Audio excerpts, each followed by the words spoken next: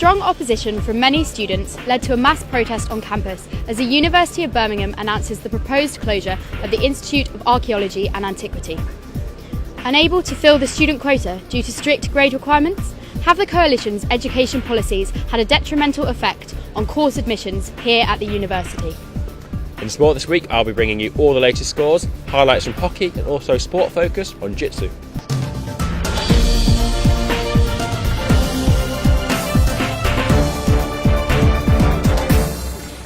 With deep cuts being made by the Coalition government to education, the Institute of Archaeology and Antiquity here at the university faces courses being cut from the degree programme and up to 17 staff losing their jobs.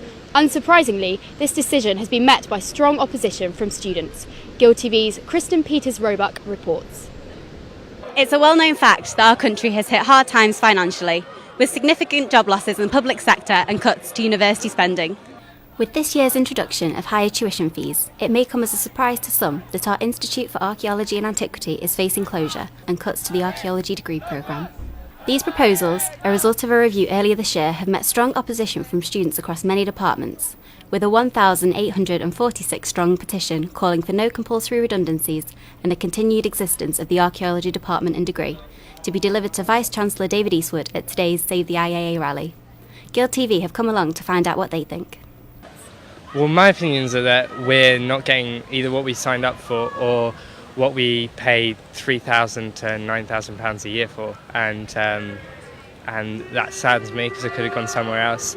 But it makes me angry that there's future students and students now who are being ripped off for something they're told they're going to get and that they're not. So it affects second years, it's going to affect first years, it's going to affect prospective students who aren't even here yet and have probably applied to a department that now doesn't exist. And it's just really unfair. Like it's so disrespectful to the staff that have worked here for 30 years, some of them, and they could just lose their job. Here with the IAA, we are looking at an extremely successful department with members of staff, academics who have delivered throughout the years exceptionally good quality research.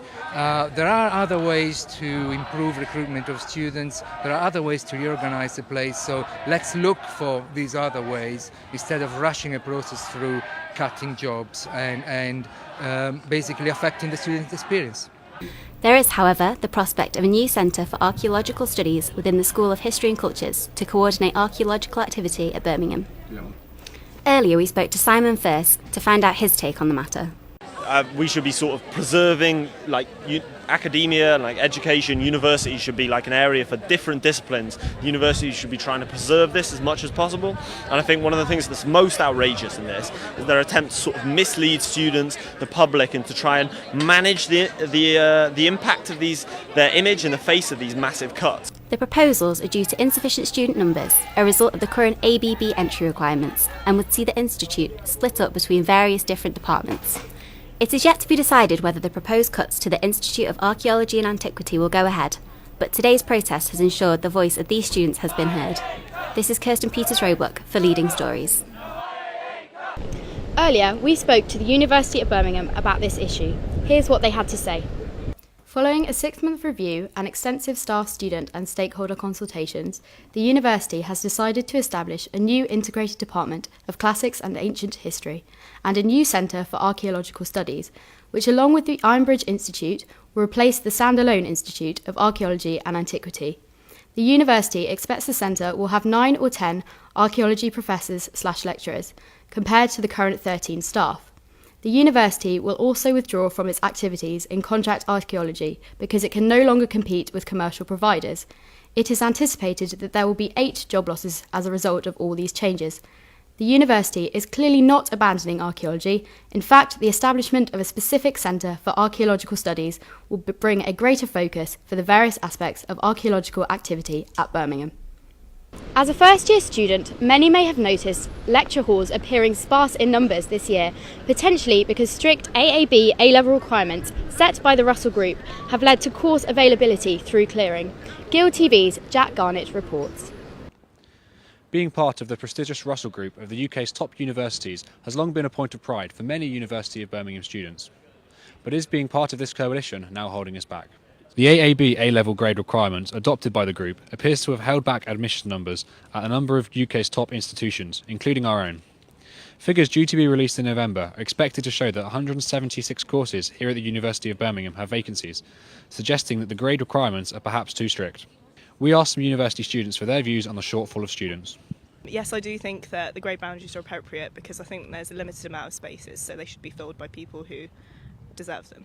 If there are empty spaces, it seems more valuable for the actual student body to have more people filling them, because you have a more diverse range of students then, and apart from empty spaces, that's not helpful for anyone. I think we do have an academic standard that needs to be maintained, but I don't think that they should just set it as AAB until they've considered the grade boundaries changing every year with the exam boards. This shortfall could of course be attributed to the higher tuition fees now in place, meaning that fewer students are applying to university. Considering this, perhaps the AAB grade barriers are too selective, especially with the country still having to cope with less than favourable economic conditions. Earlier, we spoke to James Phillips to get his views on this issue. I think that the fact that there might be less numbers in classes might actually be in some ways beneficial to students in that they have more contact time. But at the same time, I think it really limits the amount of discussion in a class. You may only have a small minority of opinion within that class. I'm doing a politics degree, so therefore discussion is really appropriate for my classes.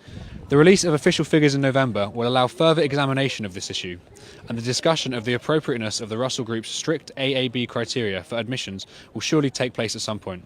This is Jack Garnett reporting for Leading Stories. Hopefully, further examination of this issue will be carried out by the university when official figures are released by the coalition government in November. And now for the weekly sport update with Stuart Levy. Thanks, Alice. First, let's have a look at our big match coverage. It's a Sharp. Flicks it inside, Tonan holds it up. It's flicked in. Sharp's in the corner, but she can't quite make it in. It came back to Alice Sharp, who was in acres of space. She just didn't get a full purchase off the onto the ball. And Thompson down wide for Durham now. They've got two attackers in the box. Shot away for Durham. It's a fantastic save from Polly Oakman. The shot came in, flashed in, and she pushed it away for a fine save. Bit of delay here as Durham set themselves, but now Sharp's ready, and so are the umpires. Here comes the whistle, and in comes the ball. It's flicked out wide. Now the shot away. They're going to try and work it in. There looks like there was a foot in there from Durham. This will be another short corner, I'm sure. Sharp immediately angling towards that way. I think that must be. Oh no, it's been called against. Has it been a call against Birmingham? It's going to be a long corner. Well, extraordinary decision. I think that came off a Durham foot, but either way, nothing coming of the short corner. Cards for three of the Birmingham girls that are about to come on. Triple substitution here for Birmingham. Olivia Chilton certainly wants to come on for Birmingham. Highly recognisable. But this is a strong run from Philippa Lewis now. She's got a couple of teammates inside. One of them is Tash Nichols. Lewis goes down in a heap, but she's lost the ball now. And Toman will look to do a bit of defensive work now. She looks to relieve the pressure. She's got three girls around her. She'll have to use them, but she coolly does it and finds actually Sharp immediately behind. A nice turn from Toman. Now Sharp will take it away. Good stick work from Sharp. She's got Aitchison up ahead. She couldn't control it. Here's Mortimer down the left-hand side for Durham. She's got Lewis with the ball now. Lewis cuts inside. Fantastic stick work from Lewis. She looked for Tash Nichols inside her, but Nichols couldn't quite get there. Oakman has to get a foot in just to clear it, so it didn't go out for a long corner. Now it's Holly Payne. Holly Payne flashes it away, only as far as Mortimer. Mortimer inside to Elliott. Elliott now swings inside looking for Lewis. Can Nichols get on the end of it? So it comes into a crucial thing. Now here's Philippa Lewis. Can she get a shot away? All kinds of space, but hustled out well by Rebecca Van Berkel, and that's fantastic, crucial defensive work. And now Watkins will look to clear their line. She's good stick work from Watkins. Slightly tense moments for both sides. Dunford now for Birmingham running forward. She's got Chilton up ahead. Dunford is Chilton in the box. She gets a shot away. It's flashed away. Broombar gets a good power to it, and she clears her lines. Fantastic defensive work. But Birmingham with all the pressure now. Sharp, she hustles it out. Now she breaks away. She's got Payne outside. Cross comes in from Birmingham, but it's cut out by Durham, and now they'll clear their lines. Crucial stick comes in from Watkins. Good work. Now she looks inside for Sharp. Sharp will come away with this.